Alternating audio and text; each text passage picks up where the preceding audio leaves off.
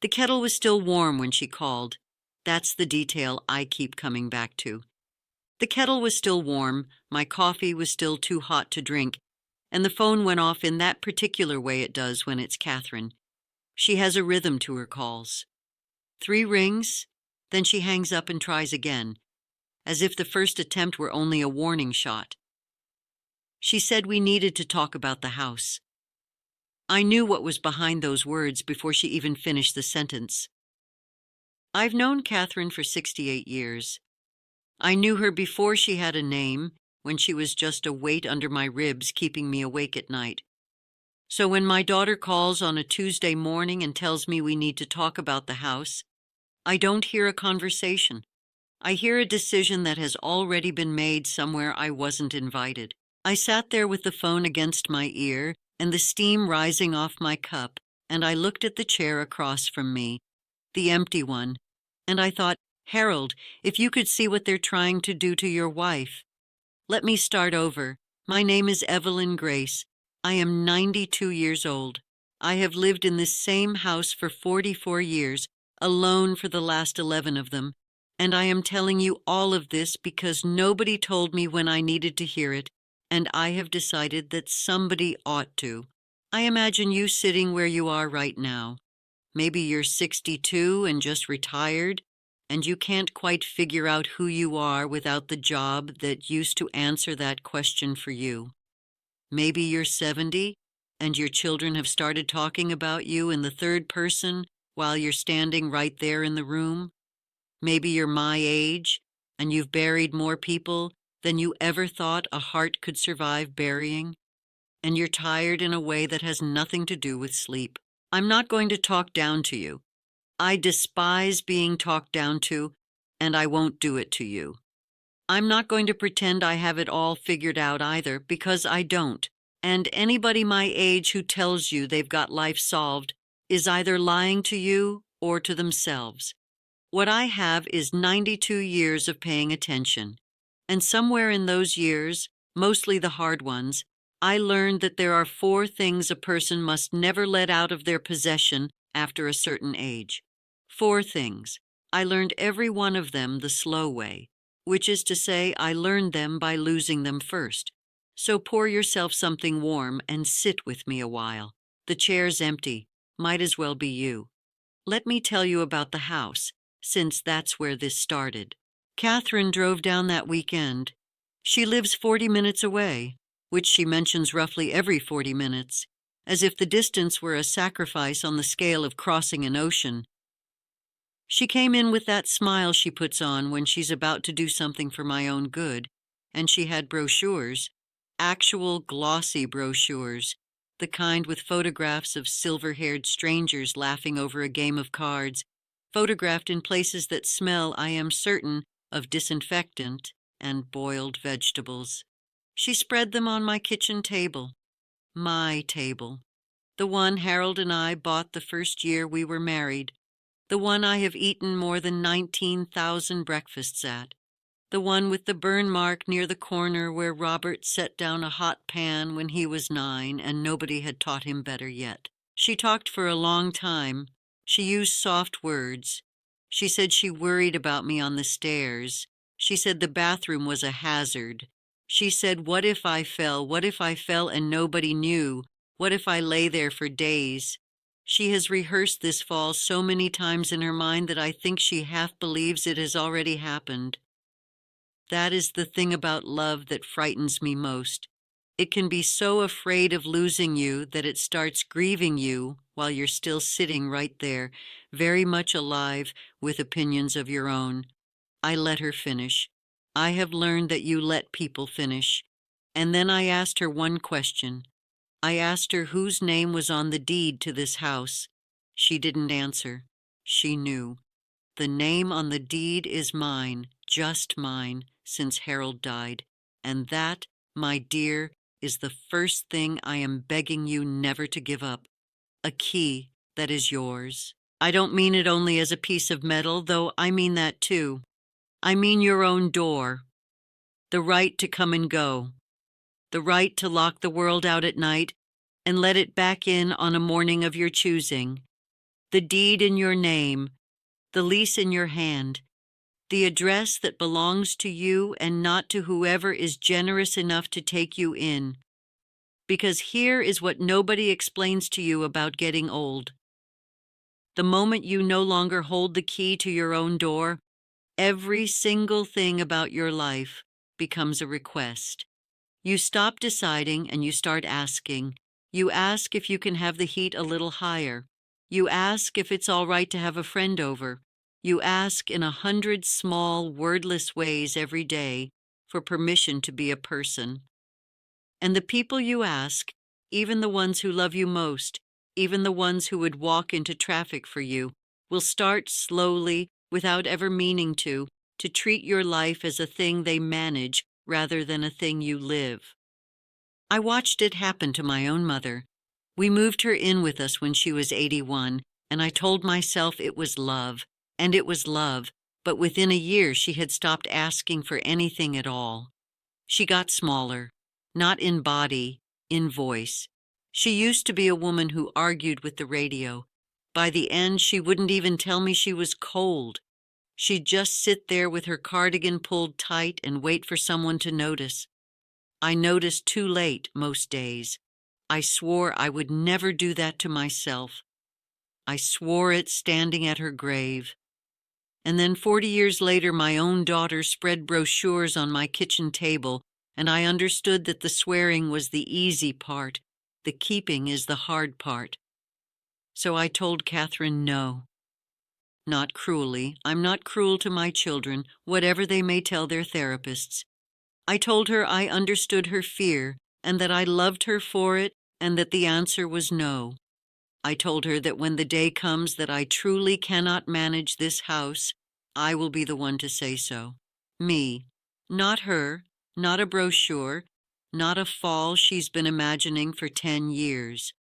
Me. She cried in the car before she left. I watched her from the window.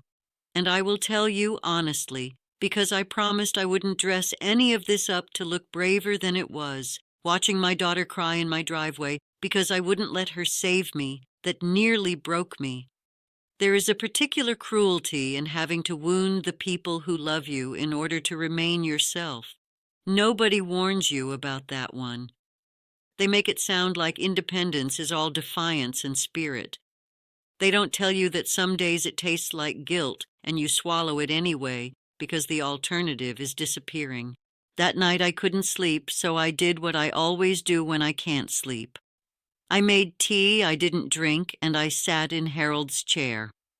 Let me tell you about Harold because I can't get through this without him, and I've stopped trying. We were married 52 years. He was an engineer, which tells you almost everything. He believed every problem had a solution if you were only patient enough to find it, and he was patient about everything except waiting in line at the bank, which sent him into a quiet fury I found, God help me, deeply attractive even after 50 years. He drank his coffee black and he read the paper front to back every single morning, and he had a way of saying very little and meaning a great deal. He's been gone 11 years now. He died at 84. I still set the coffee maker for 2 out of habit, and then I pour the second cup down the sink. And that small ritual of waste is, I think, the closest thing I have to prayer. Here is the thing about Harold, and the second thing I want you to keep. When we were first married, I had no money of my own. None. It wasn't unusual for women of my generation. The money came in under his name, and it lived under his name, and I made a budget out of what he handed me, and I want to be very clear that he was not a tyrant about it. He was a kind man, but kindness is not the same thing as freedom. There were years when I wanted to buy a gift for my sister, or take a course at the community college, or simply have $10 that I did not have to explain, and I couldn't, not without it becoming a conversation. And a person who has to turn every small want into a conversation eventually stops wanting small things at all. It was Harold himself who changed it, and that's the part that still makes my throat tight. About 15 years into our marriage, He opened an account in my name only. He put a little in it every month. He never asked what I did with it, and I never told him. He said, and I remember the exact words, because they were so unlike him to say out loud, he said a woman should never have to ask a man for the means to leave a room. I never left, of course. I never wanted to. But knowing that I could, knowing there was a door that changed how I stood in the marriage, I stood up straighter in my own life. I have come to believe that the people who love you best are the ones who make sure you could survive without them, and the ones who frighten me are the ones who arrange things so that you can't. So the second thing, money that is yours, even a little, especially a little, if a little is all you have. I'm not talking about wealth. I never had wealth, and I'm not going to start lecturing you about it now from this kitchen chair. I'm talking about an account with your name on it and no one else's, a few dollars that belong to you so completely that you never have to explain them, never have to justify them, never have to perform gratitude to access them. Because there will come a day, and I am sorry to be the one to tell you, when somebody you love decides they know better than you what should be done with your money. And on that day, the only thing standing between you and a life of asking permission is whether or not you can still say no and mean it. My son Robert called the week after the brochures. Robert is 65. He's the practical one. He lives 3 states away, and he loves me in the way of a man who shows love by solving things. He'd heard about the house from Catherine, naturally, because in my family information travels faster than weather, and Robert had a plan. Robert always has a plan. He suggested I sign the house over to the 3 children now to avoid complications later, for tax reasons, for estate reasons. He used a great many reasons, all of them sensible, all of them true, and not one of them about me. I told him I'd think about it. And then I didn't think about it because I already knew the answer, and the answer is the same as it has always been. The day I sign away my own name from my own life to make things tidier for everyone else is the day I become a guest in my own story. I love Robert. I want to be clear about that, because it would be easy to make him sound cold, and he isn't. He's a man who never learned that some problems aren't meant to be solved. They're meant to be sat with. When his father died, Robert organized the entire funeral in 2 days, handled the paperwork, the accounts, the headstone, all of it, flawlessly, and then got on a plane and went home and didn't cry, as far as I know, for a year. He thought he was being strong. I think he was running from something he didn't have the tools to hold. I never told him that. I'm telling you instead, because maybe you have a Robert in your life, or maybe you are one. And somebody should say it kindly. Efficiency is not the same as care. Sometimes the most loving thing you can do is refuse to fix it and just stay. Now I'm going to tell you about the night I fell. Because I did fall. Catherine was right about that, and I'll never give her the satisfaction of knowing how right she was. So I'm telling you, a stranger instead. It was about 2 years ago. I got up in the night and my foot caught the edge of the rug. The one Harold always said would kill somebody someday. And down I went. Hard. I lay on that bathroom floor for I don't know how long. Long enough to be afraid.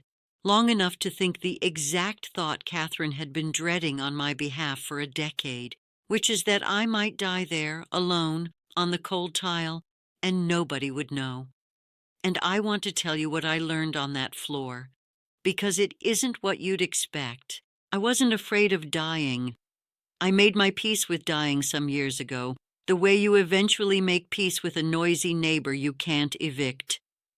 What I was afraid of lying there was that if I survived this, they would use it, that this fall would become the evidence, that Catherine would arrive with the brochures, and this time I'd have no argument because there I'd be, proof of my own helplessness, lying on the floor I was too proud to leave. So you know what I did? I got up. It took me the better part of an hour. I crawled to the towel rack and I tested whether it would hold my weight, which is a mathematics you learn very fast at 90, and I pulled myself up an inch at a time, and I sat on the edge of the tub and I breathed, and then I walked myself back to bed on legs that didn't entirely trust me. And in the morning I made my coffee, and I did not tell a single living soul. I'm not telling you that to sound brave. I'm telling you because it was, in some ways, the most foolish night of my life, and also one I'd live again. And both of those things are true at once, the way the truest things usually are. But the fall taught me the third thing. And this one I beg you to take more seriously than the rest, because it's the one people put off until it's too late to do. Your wishes written down in your own hand while your hand is still steady. I went to a lawyer the following month. I told no one. I wrote down exactly what I want and exactly what I don't. What's to happen to me if I get sick? What's to happen to me if my mind goes before my body does, which is its own particular terror that I think about more than I let on? Who decides and who does not? What happens to this house? What happens to the little account Harold started, which has its own life now and its own destination that I've chosen and written down and signed? I did all of it on paper, in plain words, with my signature at the bottom, so that on the day my voice gets tired or my memory gets unreliable, my wishes will still be standing there in the room, speaking for me, undeniable. Because here's what I have watched happen to too many people. They get old and they get vague about these things. They keep meaning to sort it out. And then one day there's a crisis. And suddenly 3 children who love their mother very much are standing in a hospital hallway arguing about what she would have wanted. And she's right there, in the bed, unable to tell them. And so they decide for her. And they decide out of love and fear and guilt, which is to say they decide out of everything except her actual wishes, because nobody ever asked her to write them down while she still could. I will not be argued over in a hallway. I have made sure of it. My voice is on paper. It will outlast my voice in the air. Write it down, whatever your wishes are, however small, however you imagine your last chapter ought to read. Write it down and sign it and put it where it can be found. Do it this month. Do it before the thing happens that makes you wish you had. That's not morbid. That's the opposite of morbid. That's the most loving gift you can leave the people who will have to make those choices, because you'll be sparing them the unbearable burden of guessing. Now, I've told you about Catherine, who loves me too much, and Robert, who solves what can't be solved. Let me tell you about Diana, because she's the one who taught me the fourth thing without ever knowing she did. Diana is my youngest. She's 61, which still astonishes me because in my mind she's perpetually about 4 years old and refusing to wear shoes. She's the one I'm closest to, and she's also the one who worries me, and those two facts are not unrelated. She calls nearly every day. She is dramatic in the way of a person who feels everything at full volume, which made her a wonderful child to raise and an exhausting one to reassure. When I have a cold, Diana hears pneumonia. When I'm quiet on the phone, Diana hears depression. She loves me at a pitch that sometimes leaves me tired. But here's the thing about Diana, and the thing that cracked something open in me. About a year ago, in the middle of one of her worried phone calls, she went quiet, which is so rare for Diana that I sat up straight. And she told me she was frightened. Not of me dying, although that too. She was frightened, she said, of who she'd be when I was gone, because she has spent so much of her life worrying about me that she'd forgotten to build a self that didn't depend on it. And I realized, sitting there, that I had done the same thing in reverse. For years after Harold died, I had let my children become my whole purpose. I waited for their calls. I planned my weeks around their visits. I had quietly handed them the job of being my reason to get up in the morning, and the trouble with making your children your reason is that it makes your children your job, and it makes you their burden, and everyone resents it eventually, and nobody ever says so. So I built something of my own. And that's the fourth thing, the last thing, and in some ways the one that holds the other three up. A reason that belongs only to you, not your children's lives, not your grandchildren's milestones, lovely as they are. Something that is yours and yours alone, that nobody can vote on, that doesn't require anyone's permission or attendance. A garden, a craft, a friend you knew before you were anybody's mother, a morning routine that's sacred to you and no one else, a purpose with your own name on it. I started small. I joined a group at the library that reads books and argues about them, and I have made 2 friends there who knew nothing about me before I walked in, who don't see a frail old widow, who just see Evelyn, the one with opinions about novels. Do you know how long it had been since someone met me as just myself? Without my history, without my losses, without my list of children attached to my name like a long shadow? I had forgotten I existed as a single person. I had become a relation, somebody's mother, somebody's grandmother, somebody's widow. And in that little library room, for one afternoon a week, I am only myself, and I cannot tell you what that has done for me. It has given me back to me. My grandchildren have taught me more about this than they know. There are 7 of them, which is a number that still makes me laugh when I say it out loud.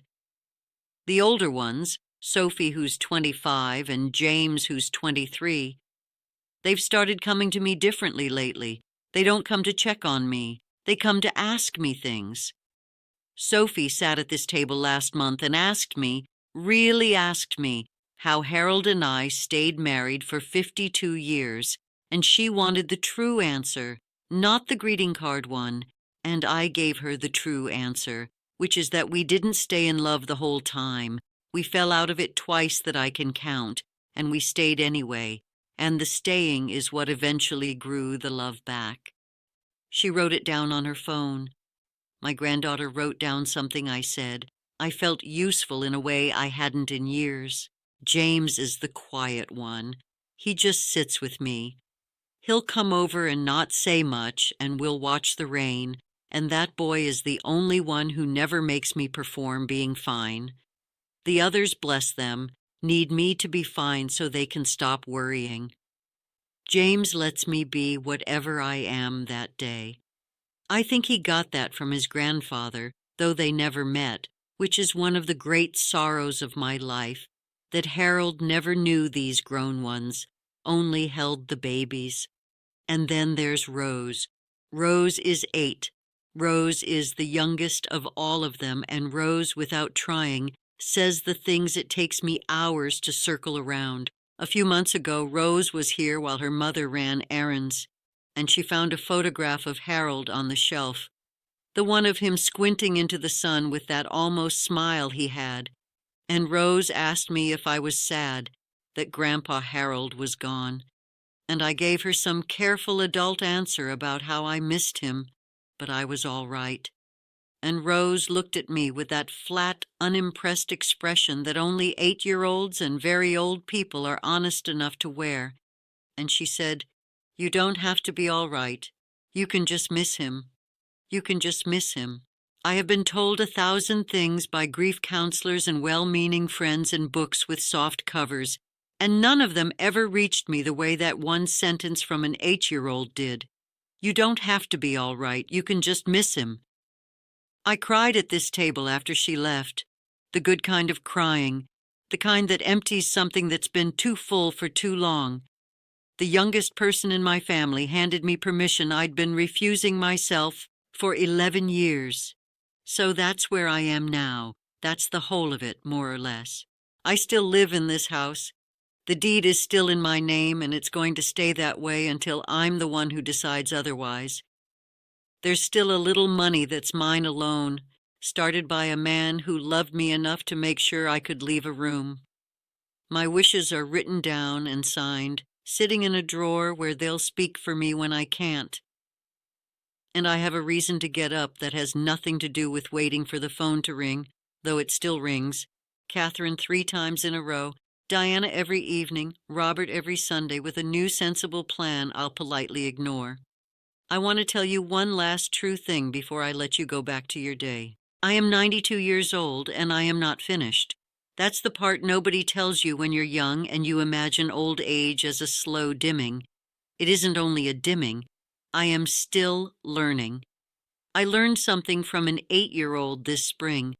I am still surprised by people, still moved by a good argument about a novel, still capable of being changed. The fire doesn't go out just because the room gets quiet. It banks down low and it burns differently, slower, but it burns. Hold on to your key. Hold on to your money, however little. Write your wishes down while your hand is still your own, and find the one reason that belongs to no one but you. Those 4 things are not about being stubborn, and they're not about pushing away the people who love you. They're the opposite. They're what let you stay a whole person right up until the end, so that the love you give and the love you take is given and taken between 2 real people, and not handed down from someone capable to someone they've quietly decided is not. I keep Harold's chair across from mine. I know that's foolish. Catherine thinks I should give it away. But I look at it every morning over my coffee, the cup that's still too hot to drink, and I tell him what's happening, and I imagine the dry thing he'd say back, and then I get up and I go on with my day. The kettle's warm again.